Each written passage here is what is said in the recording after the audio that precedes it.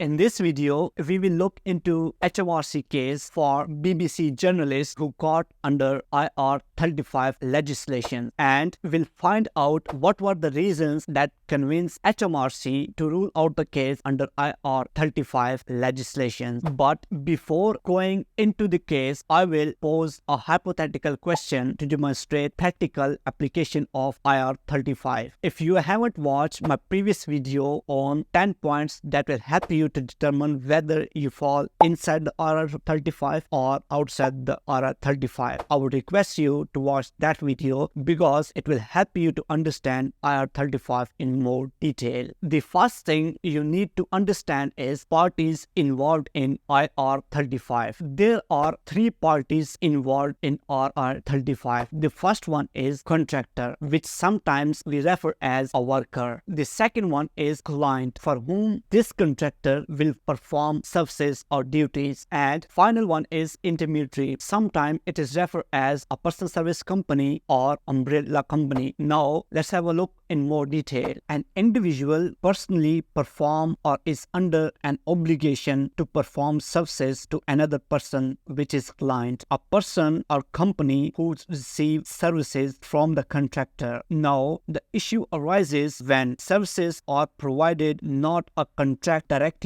between the client and the worker, but under arrangement involving third party, which is sometimes referred as intermediary. Now the circumstances are such that if the services were provided under a contract directly between the client and the worker would be regarded for income tax purposes as an employee of the client. To demonstrate practical application of the IR35 legislation is to pose a hypothetical question. If the intermediary did not exist, would the relationship between the client and the worker be that of employer and employee? If the answer is yes, then the IR35 rules apply. If the answer is no, then IR35 rules do not apply and the transaction can be viewed as a normal business-to-business payment and no special PY or NI contribution requirements are imposed. There are many cases out there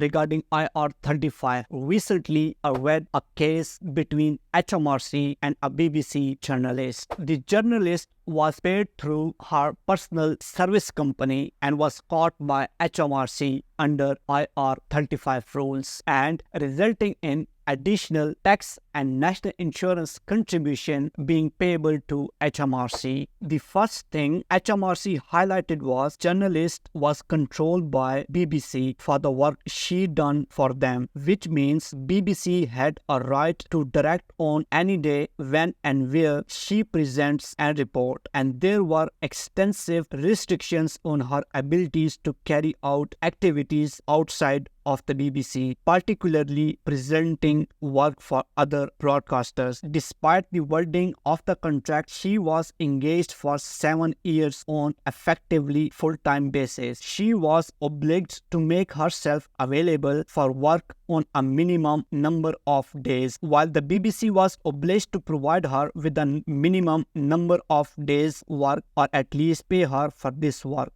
Before going into the final demonstration, if you have watched my previous video on 10 points that helps you to determine whether your contract fails IR35 or it is outside the scope of IR35, you will see that many of these points are in HMRC versus BBC journalist case, including control, financial risk, drafting a contract, and mutual obligations, and finally HMRC determination of national insurance and income tax of £420,000 which she must pay to HMRC. I hope you understood IR35 now, and now you are in a position to establish that whether you or your clients fail IR35 or it does not apply at all. Please do let me know if you want me to publish a video on any specific specific topic, or if you have any question and you want a clarification or an